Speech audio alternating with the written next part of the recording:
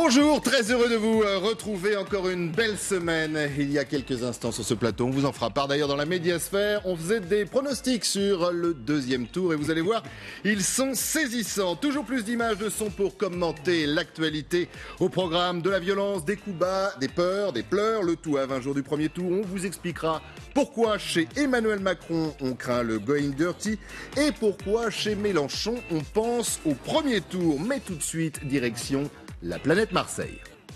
J'ai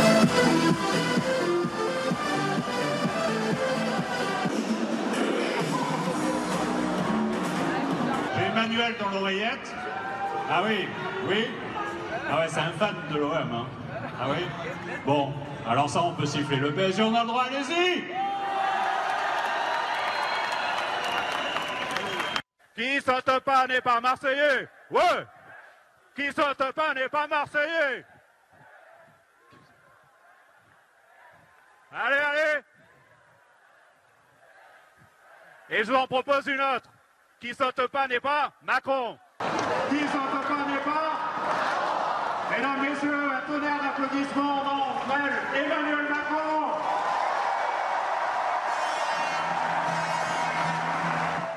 Eh oui, c'est un métier, bien évidemment, d'animer une salle. D'ailleurs, on parlera de cette salle. Il y a une petite polémique qu'on va lancer, d'ailleurs, ce matin dans la médiasphère. 6000 personnalités dans cette salle.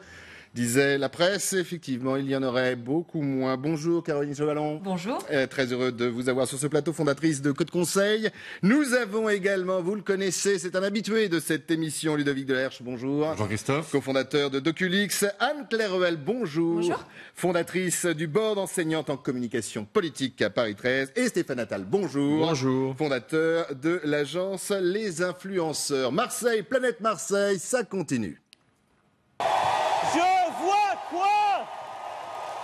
Je vois des Français! Vous alliez le faire gagner parce que c'est notre projet! Vive la République! Vive la France! Voilà, mes amis, parallèles saisissants et ça glousse sur le plateau de la médiasphère.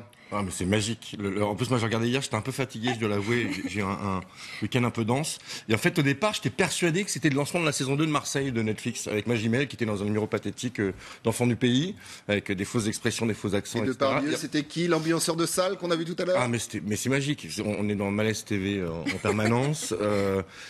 Enfin, c'est intéressant en fait, parce qu'on savait qu'il tiendrait pas la distance, on l'a dit à plusieurs reprises, on s'est même fait taper dessus pour l'avoir dit plusieurs sur ce plateau notamment ou dans les dîners, et là ça y est, on voit que ça tient pas et que quand on n'a pas de conviction et quand on n'a pas de projet, qu'on est que dans les postures et dans l'empilement de postures marketing, ben non, on fait pas sauter une salle, non. Il nous a fait une belle François Fellman là. Alors justement, parlons de cette salle et de communication, les acteurs de la communication sont là. On a souvent parlé de télé-réalité, là si on parlait juste 2 secondes de communication informelle, qu'est-ce qu'il raconte? Il a pastelisé la campagne. Il y a du rose, du jaune, du bleu ciel. Donc tout est beau, tout est gai, mais c'est plus de la télé-réalité. On est revenu à Hélène et les garçons. C'est le plateau d'Hélène et les garçons, c'est la cantine de la fac. Lui, il est au milieu de tout ça comme un évangéliste, c'est ce qu'on disait tout à l'heure, en train de hurler comme un gourou, mais il est presque effrayant. Oui, parce que dans le montage, on avait le premier meeting emblématique d'Emmanuel Macron, et là, celui de Marseille, samedi, idem. Mais sur le plan de la communication, c'est presque effroyable parce que finalement, tous les atouts qu'il avait au début de la campagne, la jeunesse, l'empathie, le désir de changement, il les a cachés derrière cette gadgetisation de la campagne qui fait qu'aujourd'hui, franchement, moi j'ai regardé tout le meeting hier soir, je l'ai regardé sur YouTube pour être précis, mais je me suis endormi. Il n'a strictement rien annoncé d'intéressant. C'est terrible pour lui. Et en même temps, il y a une logique, parce qu'en fait, Emmanuel Macron a construit sa campagne sur de la pédagogie. Et en fait, la première chose que l'on regarde quand on conseille un dirigeant, c'est qu'on le laisse parler naturellement pour comprendre qui il est et faire une sorte de profil de sa personnalité, surtout de sa façon de communiquer. Dans les grandes lignes, il y a 3 profils. Vous avez les émotionnels, type Mélenchon, Le Pen, qui parlent avec leur cœur, qui parlent avec leurs émotions. Vous avez les factuels, comme Hamon, Fillon, qui sont des hommes très structurés, qui répondent par des faits. Et vous avez une 3e catégorie, qui sont des gens qui ont besoin de tout expliquer. On appelle ça plutôt les narrateurs, Et Emmanuel Macron est un narrateur, et là, il est en train de jouer... avoir une prestance, je vous suis, et une voix pour narrer. Voilà, et il est en train de jouer contre nature, parce qu'il ne faut pas oublier que c'est un homme très introverti. C'est pas un communicant naturel, Emmanuel Macron, c'est un Donc si je vous introverti. suis, c'est quelqu'un qu'on a fabriqué, et là, aujourd'hui... Il a surtout une gestuelle qui nous rappelle un autre Roquet. Il s'est mis en scène par l'apprentissage du théâtre, depuis tout petit. Et petit à petit, c'est un homme qui travaille énormément, qui est très intelligent, qui apprend vite. Donc on l'a formaté pour des discours, il est dans sa zone de confort, il explique son programme qu'il connaît par cœur. Là, il change de ton parce que maintenant, on est à 3 semaines, il est en tête, donc il a une très forte pression, et il doit attaquer. Il ne sait pas attaquer, parce que quand on attaque, il faut vraiment relâcher. Moi, je pense que... Non, mais... Dès qu'il a une attaque, ça sonne faux. Mais je crois qu'on est entré dans l'ère post-politique, là. Je crois que c'est un fait. C'est-à-dire qu'on a devant nous... c'est quoi l'ère post-politique ? On a un télé-évangéliste, on le disait aussi ensemble. C'est-à-dire qu'on a quelqu'un qui est en fait un manager. On est dans un grand team building. Il y a des équipes rouges, vertes, bleues. Sortons les post-it. Allez, levez-vous tous ensemble. C'est le candidat. Et on s'applaudit. Et on s'applaudit. On n'a pas de slogan. On a Emmanuel Macron président.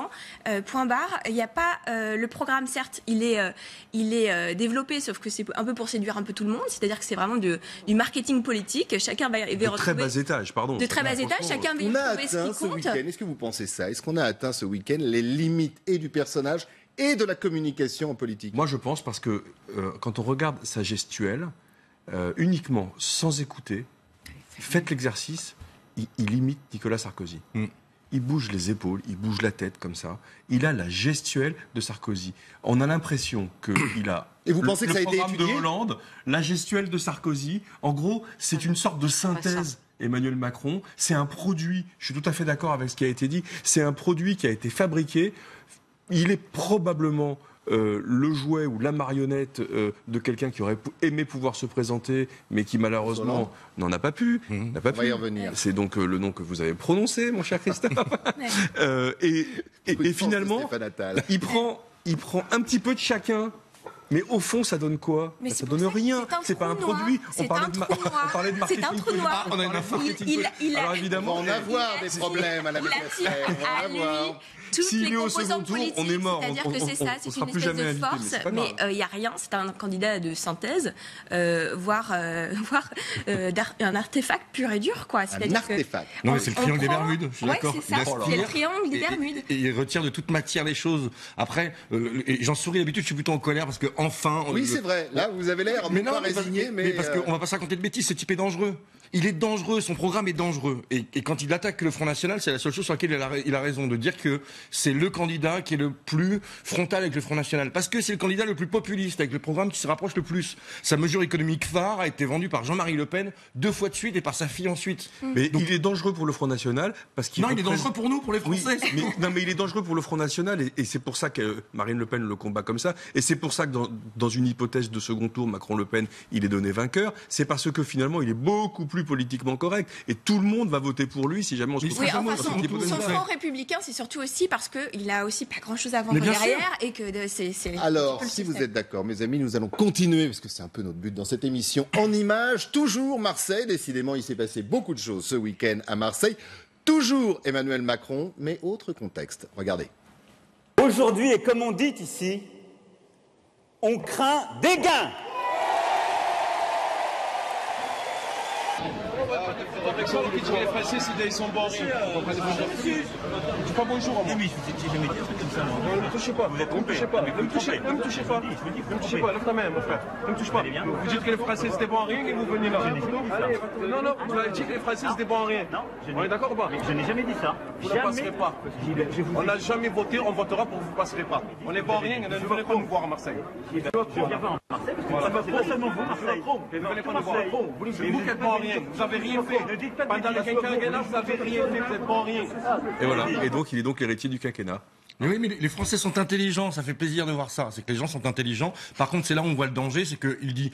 D'habitude, on vote pas, et là, on va voter pour pas que vous passiez. C'est-à-dire qu'on va voter pour qui ? Oui, c'est ça. Et c'est là où il y a un vrai danger. C'est là où il y a un danger. Mais ce monsieur, comme vous le dites, il a dit tout haut ce qu'on est en train de dire ici dans cette atmosphère feutrée. Il est le candidat de la suite. Il est le garant de la continuité du programme de François Hollande. Et je pense qu'il a eu vraiment tort de s'afficher avec des soutiens qui sont des soutiens qui l'institutionnalisent. Il avait une stratégie de rupture. Il a été parfois victime de ses soutiens, notamment le dernier la semaine dernière. Non mais enfin, ses soutiens, quel soutien? Enfin, il ratisse large. Attends, Delanoë. Non mais c'est ça. Enfin, Delanoë, ça me rappelle les méthodes de Clichy. Enfin, on va arrêter de Manuel Valls. Manuel Valls, c'est qui? Enfin, c'est toute la Hollandie. Toute la Hollandie. Pas seulement. Mais d'où l'image Oui, non, mais Estrosi, ce d'ailleurs. monsieur en question, là, il se rappelle de ça. On va y revenir sur cette image parce qu'elle a fait couler beaucoup d'encre. Alors, des attaques, il y en a eu. Je vous le disais, des pleurs. L'idée, quand même, de rendre coup pour coup entre les candidats. Et puis, il y a cette image. Stéphane Attal essayait de la dessiner, voire de la contourner. Eh bien, on l'a, une image d'ailleurs. Un nom aussi, c'était milieu de semaine dernière. Elle venait de François Fillon. Il a continué autre meeting. C'était en Corse. Écoutez. Il faut faire éclater notre volonté d'alternance, celle d'une alternance forte, pas d'une alternance molle. Faites tomber les masques d'Emmanuel Hollande ou de François Macron, peu importe. Nos compatriotes se moquent bien de ce bal masqué politique. Ils savent bien que sous un pavillon de complaisance différent, c'est bien la même marchandise frelatée qui se trouve dans les cales et c'est surtout le même équipage. Alors, réaction bien évidemment dans quelques instants sur ce que vous venez d'entendre, mais puisqu'on est dans le Emmanuel Hollande ou dans le François Macron, regardez.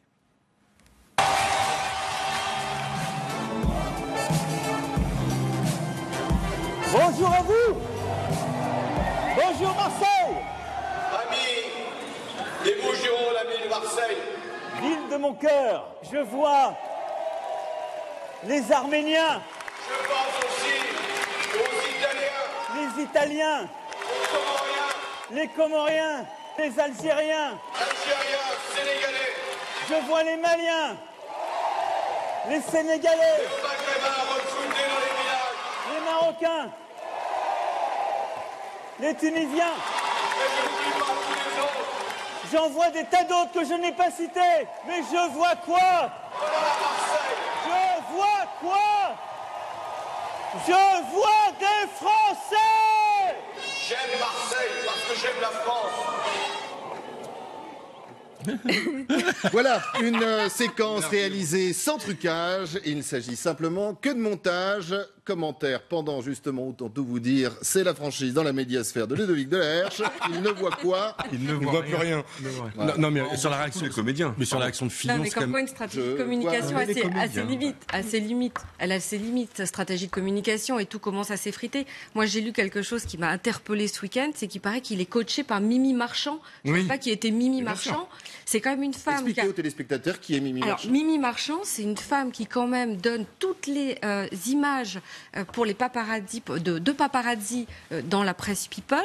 Et il semblerait, ça a été relaté par Vanity Fair, que Brigitte Macron était à un dîner avec Xavier Niel. Elle s'inquiète sur l'affaire de l'homosexualité de son mari. Xavier Niel lui dit, mais il faut absolument que tu sois coaché par cette femme. L'équipe de Macron tremble. Et en fait, c'est une femme qui a conseillé à Brigitte Macron de poster, de faire la couve de Paris Match en maillot de bain. C'est aussi elle qui a conseillé à Macron de mettre des banderoles, des couleurs un petit peu sur scène. Elle lui a dit quitte ton pupitre, il l'a pas fait. Elle est au premier rang de tous ses meetings. Mais et elle danse comme on l'a vu à Marseille. Et elle danse. Ça veut dire qu'Emmanuel Macron est coaché quand même par quelqu'un une folle et quelqu'un qui lui fait travailler sa voix. C'est quelqu'un, on lui a appris à parler marseillais en 48 heures et on voit bien les limites de sa communication. Oui. C'est mal passé. Il a très mal dit. Franchement, c'est ce qu'on appelle un flop. Mais quelle erreur de com'. C'est du basique, quoi. On ne peut pas employer l'expression d'une région dans laquelle on va si on est décalé par rapport à cette expression. Il est en décalage complet. Il ne sait même pas ce qu'il dit. Il ne comprend pas ce qu'il dit. Il ne comprend pas. Oui, alors il y a cette référence effectivement à Ayam. Complètement raté cette référence à Ayam, donc c'est vrai que moi je vous rejoins totalement. On a l'impression que la prochaine fois s'il va à Reims il va faire de l'électro, s'il va à Toulouse il va faire du ska, enfin on se demande un peu ce qui il va parler champagne à Reims.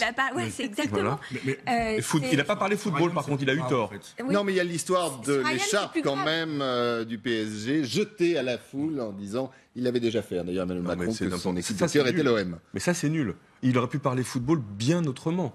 Je veux dire, Non, mais il est obligé la de faire ça. religion marseillaise, c'est le football. S'il avait voulu créer de l'empathie, il aurait dû faire autre chose sur le football. C'est là où moi, je veux dire, on parle politique, mais on parle communication ici. Oui. Et donc, il faut raisonner uniquement en termes de communication. Quand on attrape les codes. Mais est-ce que justement, alors je vous laisse finir, pardon, Quand on excusez-moi, mais attrape par les rapport à codes, ce que disait une cible- Caroline, Une cible, il faut la travailler. Vous avez Il la attesté- travaille pas, enfin, c'est terrible, quoi. Non, mais Il le joue coup de contre l'écharpe, c'est nature. évident. Il joue C'est que vous êtes contre dans une nature. salle. Et Oui, les mais artifices encore une fois, est-ce que le c'est lui justement, permettent vous êtes d'avoir les spécialistes de la communication, est-ce que on n'a pas atteint les limites de cette Non, mais en fait, communication le coup de l'écharpe, c'est très significatif et c'est très représentatif. C'est que on est dans une salle où les gens dorment. Moi, j'ai fait des meetings de Macron, on se fait chier. Il y a aucune conviction, il y a rien qui porte. Et donc, quand on arrive à Marseille, quand on balance une écharpe du PSG, c'est censé électrifier tout. Pour réveiller. Ouais. Exactement. Les gens sont censés hurler, etc. Parce que pour réveiller une salle qui en fait s'endort. Parce que vous les réveillez avec quoi? Avec la taxe sur les prestations sociales? Mais non. Donc, Alors en parlant de salle, autant tout vous dire, on va essayer de voir si pendant l'émission on retrouve ces images. On en a trouvé, hein, bien évidemment, mais elles sont difficilement diffusables en termes de qualité pour tout savoir sur cette fameuse salle. Beaucoup dans les médias ont dit, je vous le disais en ouverture de l'émission, 6000 personnes à Marseille. En fin de compte, la salle pourrait contenir que 3000 personnes. Et dans certaines images, on voit que cette salle était à moitié pleine, ou au quart vide. En tout cas, voilà. Regardez justement l'image, vous voyez. Mais après, ça, c'en est une. Il y en a d'autres, bien évidemment. On essaiera de vous montrer ça. Rapidement, Il y a sur le les propos, premier front, Christophe. et puis derrière, il y a personne. Rapidement sur les propos par rapport à Ayam. Là, par contre, c'est grave. On peut sourire, rire parce qu'il sera pas au second tour. Maintenant, on le sait, on est tous ravis. Mais par contre, sur Ayam, c'est grave parce qu'on prend un morceau emblématique d'un groupe marseillais, mais qui en fait parle pas que de Marseille. Il parle du déterminisme social, qui fait que quand on est un enfant et qu'on est dans une famille pauvre, c'est beaucoup plus compliqué que quand on est dans une famille riche. Et ce texte est splendide. Il est beau entre cage dorée, cage d'acier, etc. C'est ciselé, c'est du Ayam.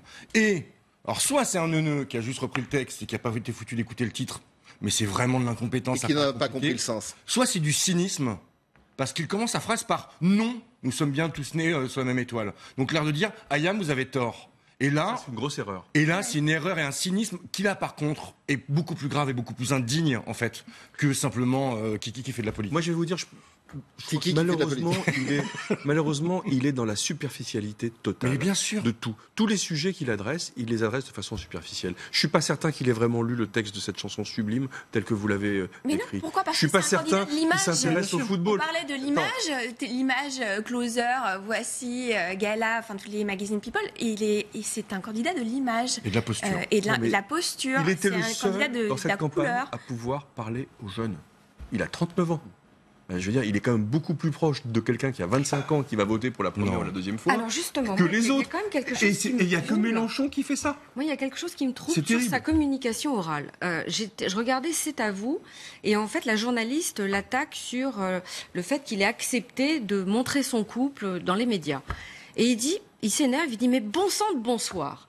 Est-ce que vous employez cette expression à 38 ans dans sa communication? Même à 50, Non, mais je vais vous dans dire, sa madame. communication, parfois, il dit naguère. Voilà. Et je trouve qu'il y a un décalage entre sa femme, Mais vous qui, le disiez tout à pardonnez-moi, l'heure, que je Caroline. trouve très belle, Vous disiez- c'est une femme qui est très intéressante, qui ne fait pas son âge, et un homme de 39 ans qui se dit être révolutionnaire, qui veut amener. Mais vous l'avez dit tout à l'heure, etc., Caroline, et qui c'est la emploie différence un entre vocabulaire ce très qu'il est étonnant. certainement et peut-être d'ailleurs et l'image qu'on veut bien lui Et donner. c'est le packaging, on en revient au candidat marketé. C'est, on dirait un étudiant Dès que je en vais m'énerver, commerce. je vais dire, mais bon sang de bonsoir. Mais ça pristille. Alors, allez-y. Ça pristille. Oui, maintenant on va parler comme ça Aussi. chez vous, Christophe. Bon, il y a de l'image, il y a aussi de la politique, bien évidemment. Toujours Emmanuel Macron, son ennemi François Fillon, règlement de compte entre les deux hommes. On va commencer, bien évidemment, par Emmanuel Macron. C'est devenu un clan qui joue sur la revanche, qui ne promet que cela. Il va venger. C'est un clan aux pratiques inacceptables, qui ne propose plus rien, qui hier encore a fait siffler un représentant de la famille gaulliste. Alors, il joue. Il n'est pas habité. Il n'est pas habité. C'est-à-dire comédien. qu'on sent que ce sont des phrases préparées et qu'il ne se les est pas appropriées. Et c'est ça qui dérange, je trouve, à l'image. Il interprète un rôle qui lui a probablement été écrit par d'autres, dont on peut supposer qu'ils sont François Hollande, son épouse et je ne sais qui encore. Mais il interprète un rôle. N'oublions pas qu'il a connu sa femme dans un cours de théâtre il y a déjà 20 ans, 25 ans, et finalement, il n'est peut-être pas autre chose qu'un comédien de planche qui interprète un rôle que d'autres veulent écrire pour lui. Alors, autre sonore à analyser, c'est tout de suite, c'est parti.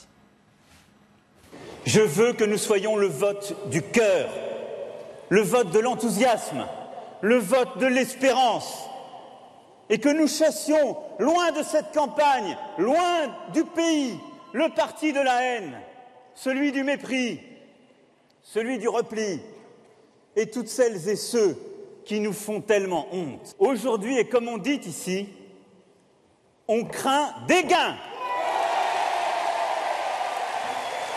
Voilà, on craint des gains, séquence 2, et commentaire de Caroline Chevalon sur ce que vous venez de voir.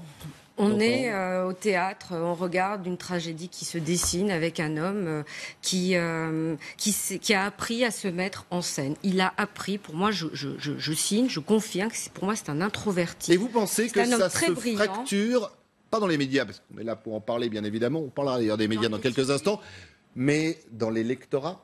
Ça se voit pas dans les sondages encore. Mais parce que on parle de sondages. Les sondages ne représentent que les gens qui répondent au téléphone sur les enquêtes d'opinion. Donc ça représente pas les Français. Ça représente les gens qui acceptent de prendre leur téléphone après un débat pour répondre à une enquête d'opinion par téléphone. C'est censé représenter les Français. Parce que ça représente personne. Moi, je les ai vécus dans la pub pendant 15 ans. C'est une arnaque, les sondages. C'est une arnaque. Ça ne représente personne. Ils se plantent systématiquement depuis 10 ans. Et on continue. Par contre, sur la tendance, ils perdent des points. Tout le monde perd des points.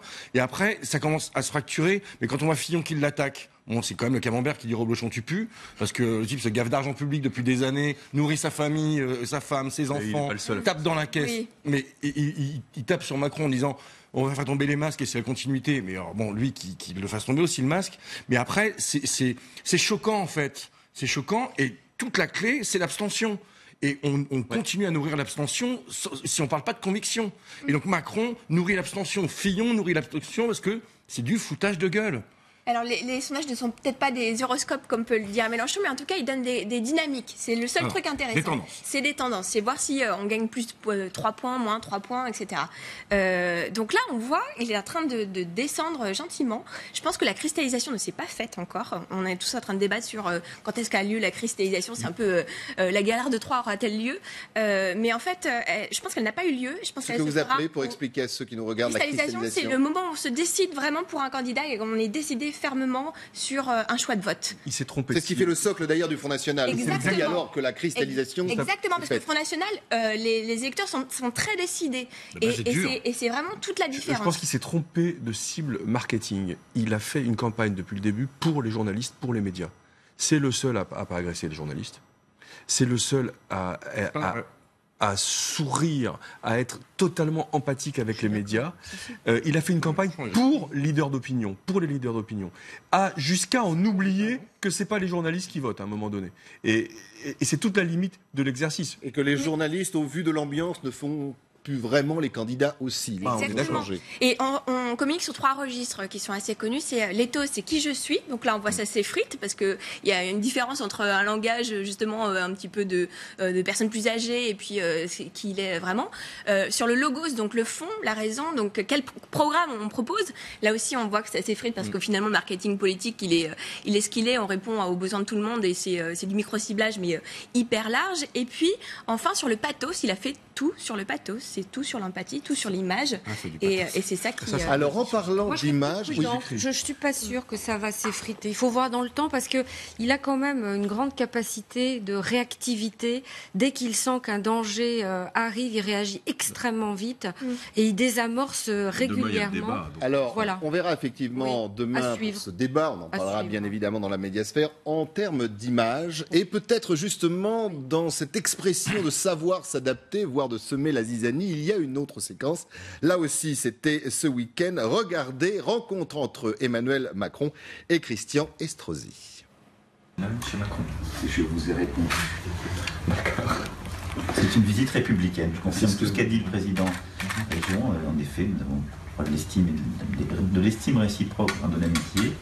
Et moi, je considère que c'était tout à fait normal et naturel de rendre cette visite de courtoisie.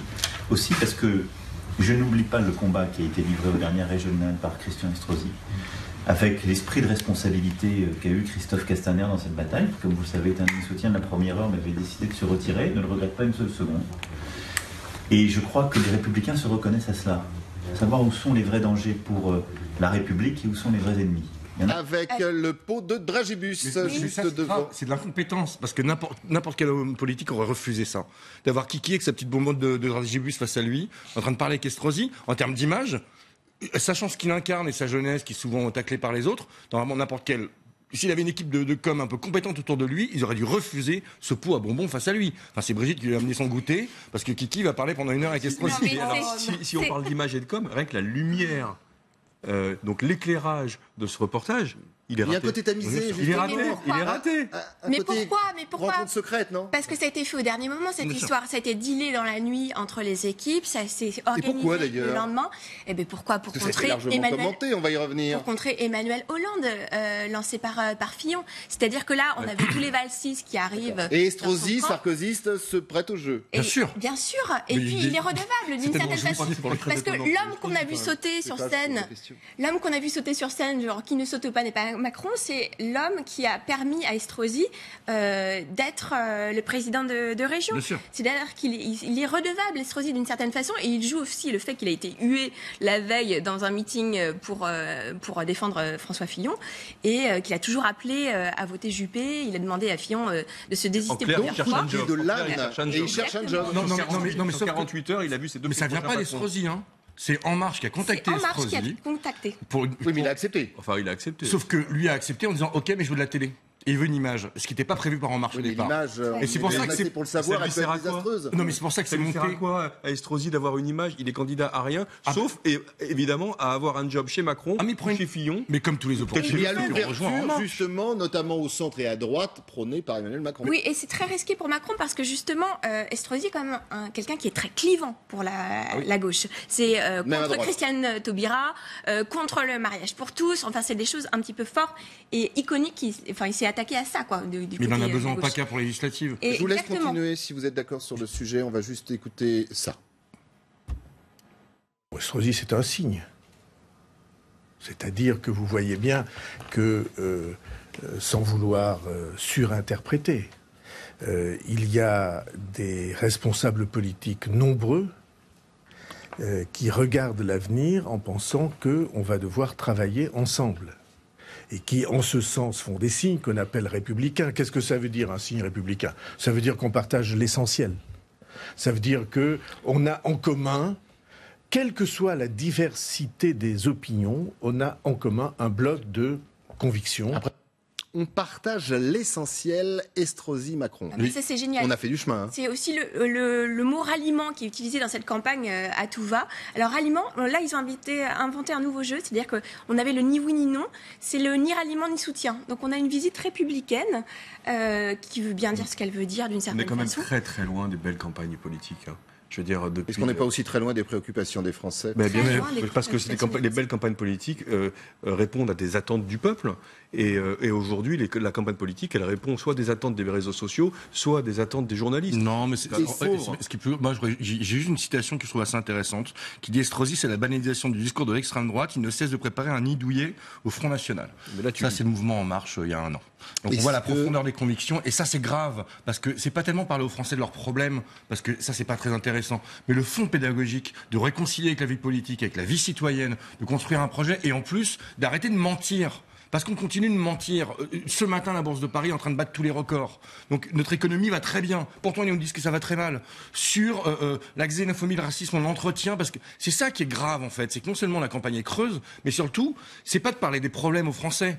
C'est surtout d'avoir une vraie logique de pédagogie, de réconciliation avec la politique et de reconstruction d'un avenir commun. C'est pour ça qu'on est vraiment dans l'ère post-politique. Exactement. Et je pense que c'est ça qui émerge. C'est-à-dire que c'est le candidat du moment. C'est-à-dire le candidat qui ne parle pas du sens, justement, qui est sur la forme et sur l'image, et il agrège un peu tout ça. Est-ce que vous voulez entendre une réaction politique à ces séquences qu'on vient de voir, et vous allez pouvoir continuer sur le terrain où vous étiez? C'est parti. Monsieur Estrosi à Marseille reçoit Monsieur Macron. Et chacun de déballer le grand jeu de courbettes, de déclarations énamourées, de promesses de travailler ensemble. Quand ça? Demain? Non! Aujourd'hui! Dès maintenant! Et pourquoi faire? Faire reculer le chômage, l'insécurité, mettre à bas le terrorisme, le communautarisme? Non! Faire battre le Front National! Voilà. Elle fait du Le Pen, mais elle le fait très bien. C'est ça. J'allais dire, on est loin de la com, entre guillemets. On est dans le fond. Bah non, elle est aussi dans la com, mais elle en a besoin encore. On n'est pas dans le fond. Elle est à l'école de son père. C'est que de la com, parce qu'elle fait on est dans le fond de cuisine du Front National. Exactement, c'est ça.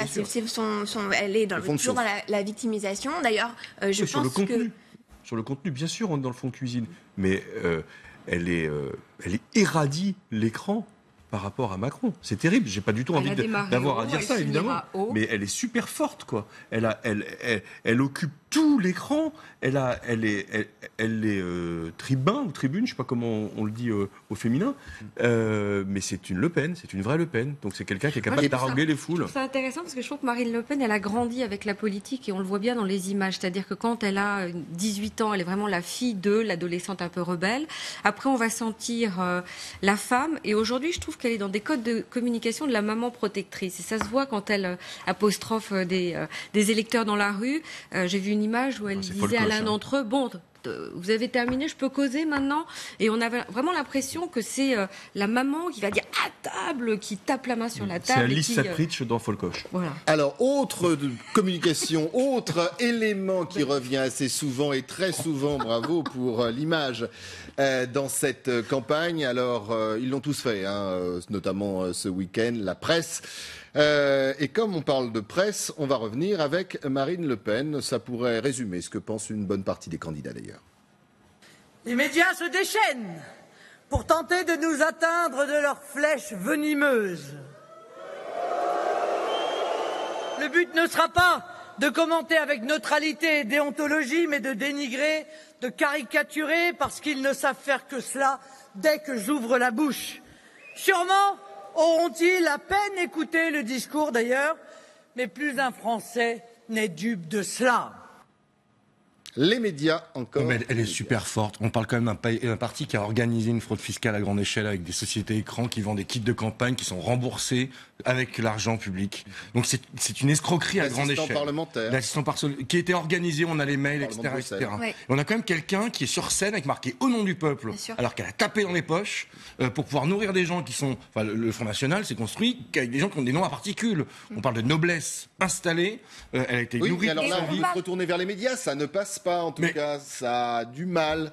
C'est pas François Fillon. Et on a quelqu'un qui parle aussi à l'électorat le plus populaire, alors que c'est quand même quelqu'un qui vient aussi d'une grande bourgeoisie.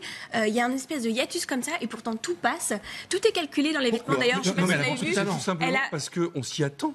La concernant. Sur l'Europe, c'est évidemment on s'y attend. Ce qui a provoqué l'affaire Fillon, c'est qu'on ne s'y attendait pas. Le peuple ne s'y attendait pas et il a provoqué un effet de sidération suite aux révélations du Canard enchaîné qui a cristallisé sur les affaires. Mais avec elle, on s'y attend, ça a toujours été comme ça. Son père est un magouilleur, je suis entièrement d'accord avec vous. C'est un grand enfumeur. Sa fille, pareil. Il va savoir si les deux sœurs, c'est pas la même chose aussi. J'en sais rien. Mais oui, la grande différence, effectivement, c'est qu'elle n'a jamais dit qu'elle était irréprochable. La grande différence avec Fillon, c'est ça. C'est d'ailleurs ce qu'il a regretté ce week-end en Corse, François Fillon, quand il a dit voilà, je l'ai dit et c'est pour ça que tout le monde m'est tombé dessus. Bien sûr. J'aurais pas dû le dire, c'était une erreur. Pas le fond, d'ailleurs, mais la formule était une erreur. Mais en plus, il y a un fond. Je vais vous raconter une scène avec Marine Le Pen que j'ai vécue il y a quelques années. Il y a un fond chez elle qui est assez intéressant. Je me suis occupé d'une école de rugby pendant très longtemps et son fils jouait à Suresnes. Et donc, j'étais avec le Racing et toute l'école de rugby du Racing. Et elle vient chercher son enfant. Et elle sait que c'est le Front National, elle a l'habitude de l'hostilité des gens, etc. Et on voit qu'elle balaye et rapidement. Moi, je me suis battu toute ma vie contre le Front National, donc ça devait se voir. La seule personne qu'elle a targetée, c'est moi, et pendant 2 heures, elle ne m'a pas lâché. Et elle est redoutable, parce qu'elle est habile, elle est intelligente, c'est une femme cultivée. Donc tout est bien travaillé, et elle aime cet affrontement d'aller tout le temps au plus difficile. C'est la grande différence qu'il y a 2 grands populistes aujourd'hui, qui sont elle et donc Macron. La grande différence, J'allais vous poser la question, vous voyez. Mélenchon un petit peu quand même. Parlons pas de Mélenchon il y a 5 ans. On va en parler pourtant dans 2 minutes. Mélenchon, aujourd'hui, c'est très différent, en fait. Et sur le fond de son programme, il a un fond populiste depuis très longtemps. Si on regarde son programme-là, il n'y a rien de populiste dans son programme, en réalité. Vous parlez de Mélenchon. Et vous savez quoi ? On va en parler tout de suite. Quelle transition! Ah, c'est bien, c'est préparé. Oh là là là là là là là. Mélenchon, on l'a titré comme le 3e homme. Lui pense peut-être le 2e, et certains, pourquoi pas, sur ce plateau, pensent même premier homme. En tout cas, on l'écoute parce que Mélenchon a un poids, Mélenchon a un appui, les astres. Il est vrai que depuis plusieurs jours, les horoscopes nous sont favorables. Eh bien, si ça sert à donner du cœur à l'ouvrage, tant mieux. Et il ne faut pas renoncer à l'enthousiasme qui nous saisit à l'idée d'une victoire qui hier semblait impossible et aujourd'hui semble se rapprocher de nous. Alors on va parler fond, on va parler forme, et Stéphane Attal en parlait en regardant les images, en disant les images, le public, les jeunes. Les jeunes, la densité, la compacité de la foule, il parle à des fans. Le dernier qui a été élu par des fans, il s'appelle Trump. Hein. Ouais, mais ça n'a rien à voir. Ça n'a rien à voir quand même. Ça n'a rien à voir quand même. Là, ce qui est intéressant dans la scénographie, c'est que c'est vraiment du stand-up, quoi. C'est-à-dire Je que tu vois fais quand un même show. ce que veut dire Stéphane Attal, c'est-à-dire que merci Christophe. Ne fait pas un parallèle entre il y a une Mélenchon, mais forme qui est pas sur pour les mêmes ce raisons. mouvement de fond. Oui, mais... Et autant tout dire à celles et ceux qui nous regardent, même dans les médias. Mais bien sûr. Mélenchon est en train de séduire. Mélenchon est en train d'avoir un traitement particulier, des commentaires particuliers. Il fait 3 pages dans le JDD ce dimanche. Depuis des années. Mélenchon a commencé à aussi pacifier un peu sa communication. Il utilise la communication non violente, donc il se fait plus rond. C'est une bonne question, je vous pose la question. Il se fait plus rond là dans les médias. Est-ce qu'il a une communication, mais bien vous sûr, dites qu'elle a changé, de gagnant? En fait, ou d'homme du deuxième tour. En fait, je pense que c'est pas qu'il a une. Enfin, il sera au second tour. Vous avez des sondages qui sont faits en face à face, qu'il annonce comme pour les Français, c'est la personnalité. Il sera au deuxième tour. 9h44. En fait, la grande différence dans la communication, c'est que Mélenchon s'est aperçu que son personnage nuisait à son propos. Oui. C'est-à-dire que l'homme énervé, grognon, etc., nuisait au fond, parce qu'en fait, le fond de son programme n'a pas changé quand on regarde et qu'on remonte en arrière. Il maltraite les médias. La même chose. Il maltraite les médias et donc il a accepté lui de se mettre en. Et ça peut faire plaisir à son électorat. Et du coup, il rentre dans une posture d'homme d'État parce que quand il gomme l'individu pour dire mon projet est plus important que moi, donc vaut mieux que je la ramène un peu moins, même si par moment ça ressort, mais il fait un travail sur lui. Et là, il rentre dans une stature d'homme d'État. Et sans compter le second degré. Lui travaille pour intérioriser, alors qu'Emmanuel Macron, vous nous l'avez expliqué tout à l'heure, lui travaille pour extériorise le vide. Donc du coup, hier, il a eu une séquence sur la communication. En termes de communication, ils sont totalement opposés. Mais il y a une chose chez Jean-Luc Mélenchon qui est incroyable, c'est que je pense que c'est le seul à vraiment prendre du plaisir. On sent qu'en meeting, il prend du plaisir. Il est en communion avec son public. Parce que c'est pas évident d'un seul coup. Mais contrairement aux autres, il fait une campagne tranquille. Mais complètement. Depuis un an, et il est égal à lui-même. Il n'y a pas d'affaire, il n'y a pas d'ennemi, personne ne le trahit. On va parler de trahison dans quelques instants. Parce qu'il a un socle de conviction qui est très ferme, c'est-à-dire qu'il est vraiment très solide sur ça. Il a juste eu l'image à travailler au fur et à mesure, et ça fait même plus d'un an. Il n'y a pas d'affaire. Qu'il fait ça, il n'y a pas d'affaire, donc lui il continue son petit bonhomme de chemin. Pas encore. Et il n'a pas peur déjà. Elle serait déjà sortie à un c'est ça. jour quand même. Non, surtout, il a une vision, une conviction et un projet à défendre. Donc ça change tout. Ça change tout, notamment dans les meetings, mais sur l'ensemble de ses apparitions, il a un socle et quelque chose à défendre. Il a même un look, regardez la photo, il a même un look. J'imagine que s'il était au second tour ou s'il est élu président, il va y avoir une mode Mélenchon. Il est pas habillé comme les autres. Il a pris des habits de vieux trotskistes. Faut dire ce qu'il est. François Fillon fut un temps avait essayé cette petite veste. Ouais. Pas le même prix, mais il a essayé. Elle n'est pas le même prix, en effet. D'ailleurs, il l'a rendu. Le seul danger que je vois dans sa communication, c'est qu'à un moment donné, la forme prenne le dessus sur son programme et sur les idées qu'il faut en ressortir. Parce que finalement, on pourrait presque tous aller voir un meeting de Mélenchon pour le spectacle, parce que c'est un excellent orateur, parce qu'on attend sa petite phrase, on attend la façon dont il va être un peu cabossé. Et il y en a à chaque meeting. Et regardez, aujourd'hui, on parle plus de l'horoscope que de ses idées. Ce dont parlait Stéphane Attal tout à l'heure, et cette image avec Trump, il y a toujours la bonne phrase, on attaque toujours les médias, il y a toujours quand même, quelque part dans ces messages, des codes qui sont respectés, et ça fonctionne. Ça semble. Le Washington Post, la veille de l'élection américaine, donnait Clinton élu à 80%. Mais bien sûr. La veille. Donc c'est quand même terrible. Je parlais avec un camarade hier à dîner qui était aux États-Unis à ce moment-là, et qui me disait, notamment sur la Floride, tu sais, mais c'est juste incroyable que les médias comme le Washington Post ou d'autres annonçaient Trump gagnant, et notamment en Floride, Clinton, pardon, et notamment en Floride. On disait quand on prenait la route, les Américains ils l'affichent sur leur maison pour qu'ils vont voter et sur leur pare-choc. Sur la route, il y avait que du Trump. Donc c'est une espèce d'aveuglement. Et on est exactement dans le même cas. Merci beaucoup Ludovic. Décidément, nous avons vraiment préparé les transitions. C'est le numéro de parce que quand on prend la route, on peut prendre la route avec une caravane. Et justement, oui, elle est très dure celle-là. Ce matin, 8h30, je vois que ça réagit pas tellement sur le plateau. 8h30, il y a un autre, regardez, candidat qui lance la caravane du revenu universel. Le cœur qui bat la France, bien sûr. Le pauvre Hamon. Une campagne difficile, lâchée, trahie. Il essaye, il espère. La conviction, regardez sur ces images, elle n'est pas vraiment là, Ludovic de la Herche disait à la vache. Je vous laisse le commentaire. Non mais c'est triste parce qu'il a fait une belle campagne. Enfin, il fait un beau programme, il a une belle campagne. Sauf qu'il est aidé par personne. Il est trahi par tout le monde. C'est le seul qui parle d'amour. On en a déjà parlé. Son discours d'investiture, le soir où il est élu aux primaires, enfin il est désigné par nos primaires, est magnifique. C'est l'un des plus beaux discours qu'on a entendu depuis très longtemps. Alors prendre des caravanes quand même pour expliquer son revenu universel sur lequel il est revenu, c'est un peu compliqué. Mais il faut qu'il aille jusqu'au bout, qu'il fasse griller des hérissons dans un caddie. Mais c'est la caravane, c'était le principe de Montebourg qui avait fait une caravane comme ça qui circulait un petit peu partout. D'ailleurs, l'idée. Ouais. Mais c'est vrai que l'image est assez désastreuse. Et en plus, là, les médias accentuent ça. C'est-à-dire qu'on va voir les gens, justement, qui sont passifs derrière, l'absence d'animation. Là, c'est des images qu'on a tournées. Oui, mais il y a des images qui sont ressorties aussi dans le back-office des meetings. On le voit un petit peu tout seul. Et effectivement, il fait une campagne tout seul. C'est le seul à faire vraiment campagne, en plus, véritablement. Et voilà. Mais on le disait, Rantaine, c'est le seul aussi. Enfin, c'est l'un de ceux qui fait une belle campagne, une vraie campagne. S'il n'y avait pas autant de trahison, si certains n'avaient pas décidé de régler le sort du PS au-delà d'Hamon. Mais il a été le premier à trahir quand il était dans les frondeurs. Il faut savoir qu'il paye aujourd'hui ce qu'il a lancé il y a 2 ans et demi à peu près. C'est possible que ce soit ça, tout simplement. Il fait effectivement une belle campagne. En tant que candidat, je trouve que c'est un bon candidat. Beaucoup de monde à son niveau, notamment. Il a de vrais sujets, il a de vraies propositions. On peut être d'accord ou pas d'accord, mais en tout cas, sur le plan du marketing, sur le plan du contenu et sur le plan de la façon dont il l'exprime, c'est-à-dire la communication, c'est un bon client.